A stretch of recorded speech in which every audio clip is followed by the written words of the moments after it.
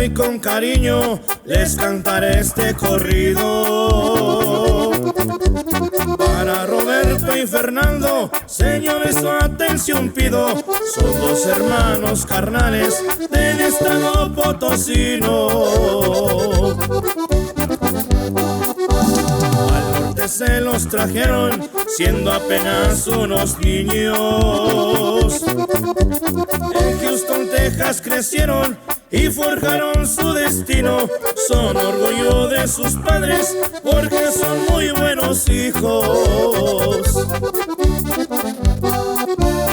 Hoy en las Fuerzas Armadas Roberto sirve al país.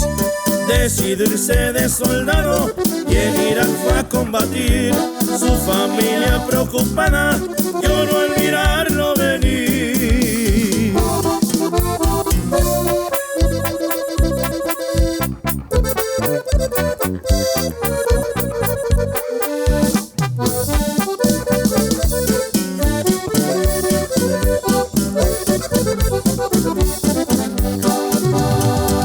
Nobles y sencillos, donde quiera los admiran.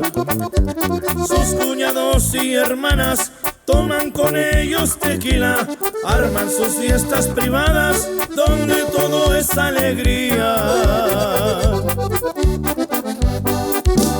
También conviven con todos, amigos y más parientes. Y cuando van para Bledos, jalan la banda en caliente. Pa' todos vino y cerveza, en corto arman el ambiente.